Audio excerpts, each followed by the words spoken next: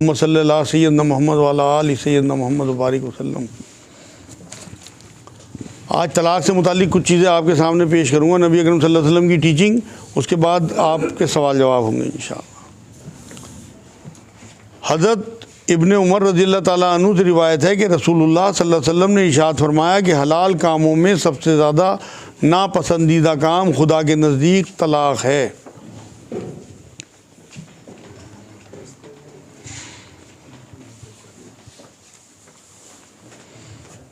یہ سب سے زیادہ ناپسندیدہ کام ہے طلاق دینا، لیکن پھر بھی اللہ نے اسے اجازت دی ہے۔ یہ جامع ترمذی حدیث پاک ہے۔ قرآن میں سورہ نساء ہے کہ اس کی 130 نمبر آیت میں اللہ رب العزت نے کہا ہے کہ اگر شوہر بیوی جدا ہو جائیں، ان کی آپس میں نہ بنے، تو وہ ایک دوسرے سے جدا ہونے کے لیے الزام نہ لگائیں ایک دوسرے پہ، خاموشی سے جو ہے وہ الگ ہو جائے، اللہ ان دونوں کے لیے راستے نکال دے گا۔ مان لو بالکل ہی زندگی تنگ نہیں کرنی اپنی کہ آپ گلے ڈال لیں اپنے معاملہ اور ہر ٹائم غیبتوں میں اور الزامات میں اور جھگڑوں میں زندگی آپ کی گزرے ٹینشن میں۔ اس سے بہتر یہ ہے کہ آپ سیپریشن لے لیں۔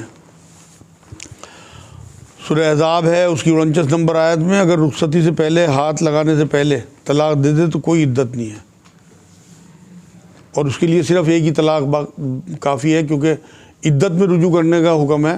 جب عدت ہی نہیں ہے تو نہ رجوع کر سکتا ہے نہ دوسرا نکاح کی ضرورت ہے، ایک ہی طلاق کافی ہے اور سیپریشن ہو جائے گا۔ سورہ بقرہ 228 نمبر آیت میں عورت کو طلاق کے بعد 3 حیض تک رکنا ہے، مطلب عدت 3 حیض ہے عورت کی۔ اگر اسے حیض نہ آتا ہو تو قرآن یہ بات کہتا ہے کہ پھر 3 مہینے، بعضی عورتوں کو حیض بند ہو جاتا ہے یا بوڑھی عورتیں ہوں انہیں طلاق ہو جائے تو 3 مہینے کی عدت ہے ان کی۔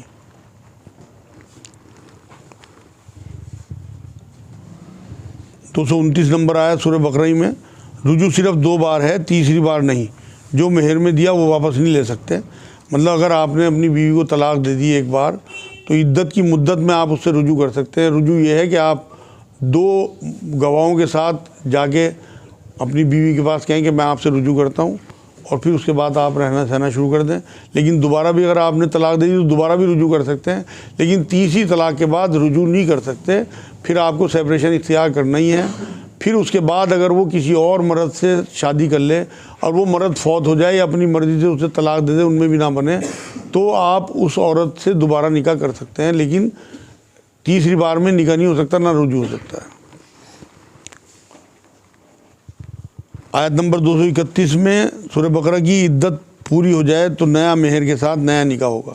مان لو اگر 3 حیض نکل گئے عورت کے، عدت سے اٹھ گئی وہ، تو پھر رجوع نہیں ہو سکتا بلکہ نیا نکاح ہوگا نئے مہر کے ساتھ۔ آیت نمبر 234 سورہ بقرہ میں عدت جو ہے وہ موت کی جو عدت ہے فوتگی کی، وہ 4 مہینے 10 دن بیان کی اللہ نے۔ حضرت ابو ہریرہ رضی اللہ تعالیٰ عنہ سے روایت ہے کہ رسول اللہ صلی اللہ علیہ وسلم نے فرمایا کہ 3 باتیں ہیں جن کا حسی میں یا واقعی طور سے کہنا حقیقت بن جاتا ہے: نکاح، طلاق اور رجعت۔ یہ سنن ابو داؤد شریف کی حدیث پاک ہے۔ مطلب 3 باتیں جو ہیں مذاق میں بھی نہیں چلتی۔ اسلام جو ہے بڑا سینسیٹیو ہے اس معاملے میں کہ اگر آپ نے مذاق میں بھی طلاق کہہ دیا اپنی بیوی کو تو اسے طلاق واقع ہو جائے گی۔ سورہ طلاق ہے 65 نمبر سورت، اس میں حیض کے دنوں میں یا ہم بستری کے بعد طلاق نہ دینے کا حکم ہے، بلکہ جو پاک دن ہوں اس کے ان میں طلاق دیں۔ حضرت عبداللہ بن عمر نے اپنی بیوی کو طلاق دے دی تھی تو رسول اکرم صلی اللہ علیہ وسلم نے انہیں بہت ناگواری کے ساتھ یہ کہا تھا کہ رجوع کرو اپنی بیوی کو، اور اگر تمہیں طلاق دینی ہوگی تو پاک دنوں میں دینا۔ پاک دن وہ ہوتے ہیں کہ اگر پاک ہونے کے بعد حیض سے اس کے بعد آپ طلاق دے سکتے ہیں۔ اگر آپ ایک رات بھی اس کے ساتھ سو گئے تو آپ طلاق نہیں دے سکتے پھر۔ لیکن ہمارے ہاں تو معلومات ہی نہیں ہے۔ قرآن کی آیتیں بتا رہا ہوں میں آپ کو، اگر معلومات ہو تو آپ لوگ بالکل یہ یقین کر لیں کہ بہت کم طلاقیں ہوں ہمارے معاشرے میں۔ معلومات نہیں ہے تو مذاق اڑا رکھا اللہ کے دین کا۔ جس طرح سے طلاقیں دے دیتے ہیں، طلاقیں کرا دیتے ہیں، بالکل اسلام اس سے بالکل فیور میں نہیں ہے، کیونکہ طلاق ناپسندیدہ عمل ہے۔ وہ اتنا آسان کیسے ہو جائے گا جتنا آسان ہمارے معاشرے میں ہے کہ کوئی نشے میں کہہ دے، کوئی آگے مذاق میں کہہ دے، کوئی آگے نیند میں کسی کے منہ سے نکل جائے تو طلاق واقع کرا دیا جاتا ہے۔ جو میں حلالے کا ذکر کر رہا ہوں یہ سورہ بقرہ 230 نمبر آیت آپ پڑھو کہ آپ نے پہلی بار طلاق دے دی آپ رجوع کر سکتے ہو، یہ حق ہے مرد کا، دوسری بار طلاق دے دی رجوع کر سکتے ہو، حق ہے مرد کا، تیسری بار طلاق دے دی مرد کا حق ختم۔ اب عورت عدت پوری کرے گی اور کسی اور سے نکاح کرنے کے لیے آزاد ہے، نہ اس کا پہلا مرد روڑا اٹکائے نہ اس کے گھر والے، یہ قرآن کی آیت ہے۔ تو وضاحت کے ساتھ آپ یہ 228 سے 232 34 تک یہ آیتیں پڑھ لو سورہ بقرہ کی، انشاءاللہ آپ کا ذہن کھل جائے گا کہ طلاق ہے کیا، کس طرح ہونی چاہیے، ہمارے معاشرے میں کیا ہو رہا ہے، ہمیں اپنے گھروں میں کس طرح اپلائی کرنا چاہیے ان طلاقوں کو، آپ کا ذہن کھل جائے گا انشاءاللہ تعالی۔ ایک اور قرآن کی آیت ہے سورہ نساء کی 128 نمبر آیت، عورت کو زیادتی کا خطرہ ہو تو وہ آپس میں کچھ لے دے کے صلح کر لے، مطلب خلا لے سکتی ہے، عورت کو بھی اجازت ہے۔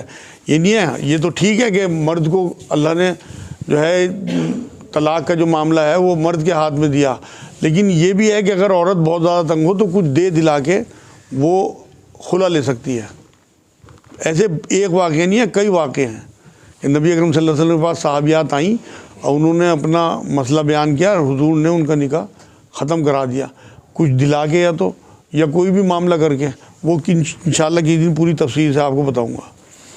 حضرت ابن عباس رضی اللہ تعالیٰ عنہ سے روایت ہے کہ ثابت بن قیس کی بیوی نے جو اپنے شوہر سے نفرت کرتی تھی حاضر ہو کر عرض کیا کہ یا رسول اللہ، میں ثابت پر خوش خلقی یا دینداری کے اعتبار سے حق ادا نہیں کر سکتی، مگر بحالت اسلام نفرت کے کفر کو برا سمجھتی ہوں۔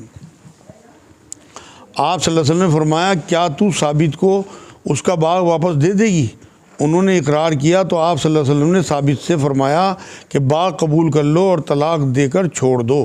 صحیح بخاری کی حدیث پاک ہے۔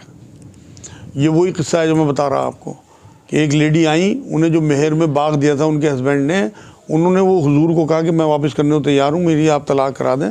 تو ثابت کو اللہ کے رسول نے حکم دیا، حضرت ثابت رضی اللہ تعالیٰ عنہ کو، کہ انہیں طلاق دے دو۔ تو میں آج معاشرے کی آپ کو بات بتاؤں کہ یہاں روز اس طرح کے کیس آتے ہیں کہ مردوں نے عورتوں کو لٹکایا ہوا ہے، مطلب ان کے گھر بٹھایا ہوا ہے، نہ طلاق دیتے ہیں نہ لے کے جاتے ہیں، اور بچیاں جو ہیں معصوم بچیاں تڑپ تڑپ کے بوڑھی ہو رہی، ان کی زندگی خراب ہے۔ کیسا مرد ہے بھائی تو، تیرے ساتھ عورت رہنا نہیں چاہ رہی، طلاق دے، چھٹی کر۔ حق تو یہ ہے کہ ہم پہلی رات اپنی بیوی کو اجازت دے دیں کہ اللہ نے طلاق کی گرہ میرے ہاتھ میں دی، میں تجھے دیتا ہوں۔ میں نے اپنی بیوی کو طلاق کی گرہ دے دی تھی، آپ یقین کریں اسی وجہ سے کہ جب مرضی مجھے چھوڑ کے چلی جا۔ بھائی وہ بھی تو انسان ہے، ہم کیوں باندھ کے رکھیں اسے؟ آپ کے پاس بھی حق رہے گا، لیکن آپ اپنا حق منتقل بھی کر سکتے ہو اپنی بیوی کو کہ وہ جب چاہے آپ کو چھوڑ کے چلی جائے۔ تو مرد تو وہ ہے صحیح معنوں میں، یہ تھوڑی ہے کہ آپ اسے سالوں ہو گئے، آپ کو 15 سال سے آپ نے گھر میں بٹھایا ہوا ہے، بچے اس کے جوان ہو گئے اور اس کی پوری جوانی بنا مرد کے گزر گئی۔ کتنا بڑے عذاب کی بات ہے، جو معاشرہ ہمارا تباہ ہو رہا، اس کے پیچھے یہ بھی بہت بڑی وجہ ہے۔ آپ کو اگر میں گنتی بتاؤں، روز 3-4 کیس آتے ہیں روز۔ اب آپ دیکھو معاشرے میں کتنا برا حال ہوگا۔ آج کی ایک اور حدیث سن لیں، یہ صحیح بخاری کی حدیث تھی بھائی۔ حضرت خنسہ بنت حزام رضی اللہ تعالیٰ عنہ سے روایت ہے کہ وہ بیوہ ہو گئی تھی اور ان کا نکاح ان کے والد نے کسی کے ساتھ کر دیا تھا۔ کوئی صحابیہ تھی خنسہ بنت حزام، وہ بیوہ ہو گئی تھی تو ان کا نکاح کہیں اور کر دیا ان کے والد نے، جس سے وہ خوش نہ تھی۔ انہوں نے رسول اللہ صلی اللہ علیہ وسلم کی خدمت میں حاضر ہو کر اس کے بارے میں عرض کیا اور آپ صلی اللہ علیہ وسلم نے وہ نکاح فسخ کرا دیا۔ صحیح بخاری کی حدیث پاک ہے۔ نام کے مسلمان ہیں، نبی تو کس طرح عورتوں کا دل رکھ رہا ہے، اگر اس کا دل وہاں اس کے ساتھ رہنے کو نہیں ہے۔ ایک قصہ نہیں ہے، میں اگر قصے بیان کرنے لگوں 1 گھنٹہ نکل جائے گا، اتنے قصے ہیں صحابیات اور صحابہ کے۔ حضرت آج کی حدیث آخری، یہ بھی صحیح بخاری کی حدیث تھی بھائی۔ حضرت ثوبان رضی اللہ تعالیٰ عنہ سے روایت ہے کہ رسول اللہ صلی اللہ علیہ وسلم نے فرمایا کہ جو عورت بے وجہ اپنے شوہر سے خلا کی درخواست کرے تو اسے جنت کی خوشبو نہ پہنچے گی۔ سنن ابو داؤد شریف کی حدیث پاک ہے۔ مان لو کوئی عورت بنا کسی وجہ کے، عورت جو ہے مرد میں کوئی فزیکلی کمی نہ ہو، عادت کا بھی اچھا ہو، دیندار بھی ہو، کوئی پریشان نہ کرتا ہو، اس کے بعد اگر وہ خلا مانگتی ہے، طلاق مانگتی ہے، تو رسول اللہ نے فرمایا کہ ایسی عورت جنت کی خوشبو بھی نہیں سونگھ سکے گی۔ اور جنت کی خوشبو کے بارے میں مطلب سالوں میل کی دوری بیان کی حدیث میں۔ خوشبو آنے کا تو مطلب جنت میں جانے کا تو مسئلہ ہی نہیں ہے، خوشبو ہی نہیں آئے گی جب۔